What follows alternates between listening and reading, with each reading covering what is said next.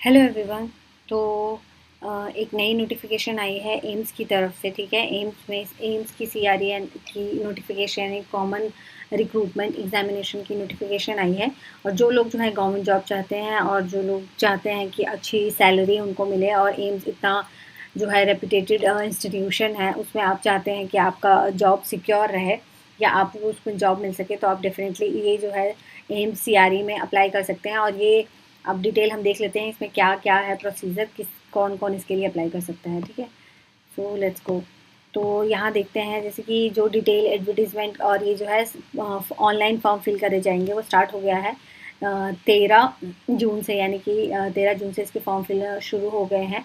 और last date जो रहने वाली फॉर्म फिल करने की वो है 30 जून।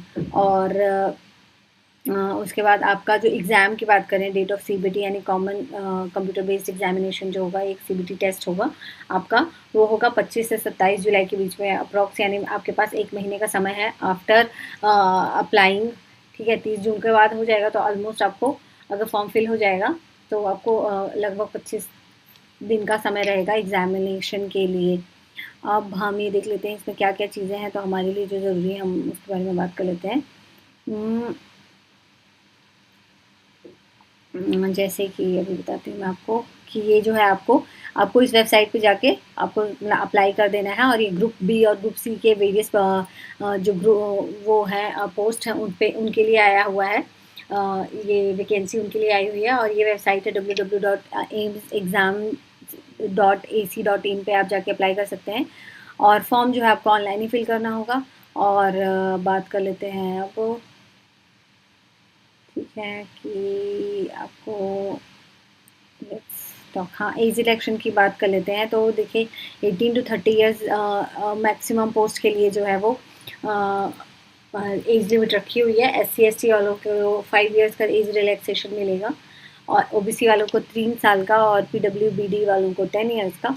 उसी हिसाब से इस तरीके की दे रखा हुआ है। जो गवर्नमेंट सेंट्रल गवर्नमेंट एम्प्लॉय में ऑलरेडी हैं, उनको भी 5 साल का रिलैक्सेशन मिला हुआ है।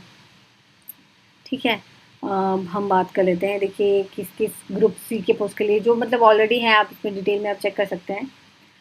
बट मैंने डेफिनेट ऑन एन एवरेज जो है वो डिटेल्स मैंने आपको बता दी हैं।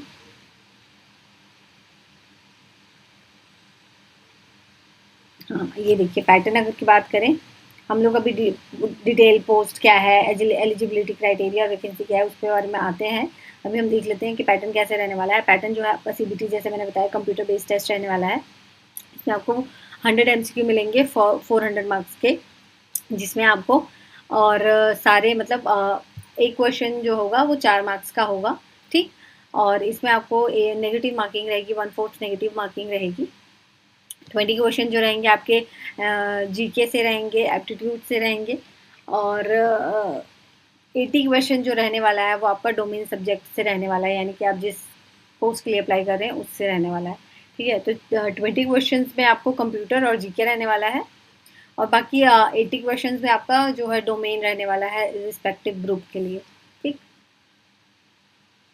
जो है इसमें आप देखिए उसके बाद लिखा है कि क्वेश्चन पेपर जो है आपका डिवाइड रहेगा 5 सेक्शंस में, और 18 मिनट का ड्यूरेशन में रहेगा, और इसमें ही आपको 20 क्वेश्चन करने होंगे। ठीक,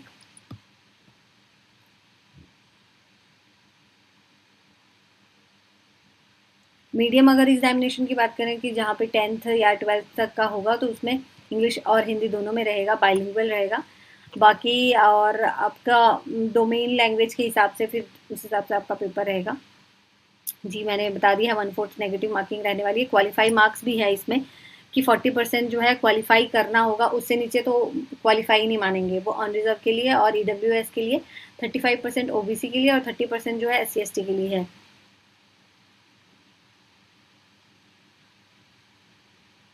ये सिलेबस और लैंग्वेजेस हैं कि किस लैंग्वेज में एग्ज़ाम होने वाला है, और क्या क्या पोस्ट हैं, ग्रुप के नाम क्या क्या हैं, ये आप देख सकते हैं। डिटेल में आप चेक कर लेना। अगर आपको PDF चाहिए होगी तो मैं आपको PDF प्रोवाइड कर दूँगी।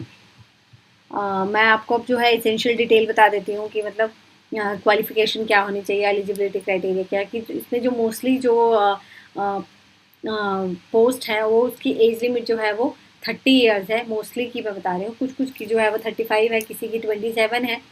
तो ये डिटेल देख लीजिए, जैसे असिस्टेंट डाइटिशियन की डाइटिशियन की एज जो है वो बताया हुआ है और 18 से 35 साल, ठीक है। उसमें आपकी क्वालिफिकेशन जो है एमएससी होनी चाहिए होम साइंस से, और 3 साल का आपको एक्सपीरियंस भी होना चाहिए, ठीक, जिसमें आपके 200 बेडेड हॉस्पिटल हो, उस तरीके के ये सारी चीज़ें हैं। ये आप देख सकते हैं सारे के लिए, और जिसमें जो जूनियर एडमिन ऑफिसर्स हैं उन सब के लिए जो है एज जो है 21 से 30 साल रखी हुई है, और एसेंशियल डिग्री में अगर बात करें तो, और कोई भी मतलब एक ग्रेजुएट होना चाहिए, साथ में उसके बाद कंप्यूटर की उसको नॉलेज होनी चाहिए।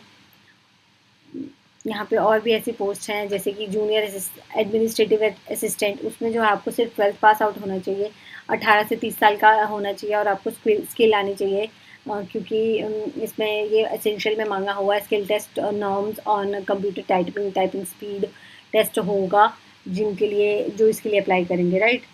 तो इसी तरीके की देखिए जूनियर असिस्टेंट के लिए एम्स में ही, यहाँ पे एम्स गुवाहाटी में, एम्स कल्याणी में, एम्स पटना में, तो ये सब जो है जूनियर एडमिनिस्ट्रेटिव असिस्टेंट के लिए ही हैं, और ये अलग अलग एम्स में जो है अलग अलग जगह के लिए अलग अलग पोस्ट कितनी हैं उसके लिए ये जो है क्वालिफिकेशन तो सबकी सेम ही रहनी चाहिए। तो ये आप देख सकते हैं कि इस तरीके से रहने वाला है। बाकी और भी कोई अगर आप डिटेल चाहते हैं तो मैं आपको बता दूंगी, आप मुझे कमेंट सेक्शन पे कमेंट कर दीजिएगा। अगर आपको पीडीएफ चाहिए तो मैं आपको पीडीएफ प्रोवाइड कर दूंगी। Thank you.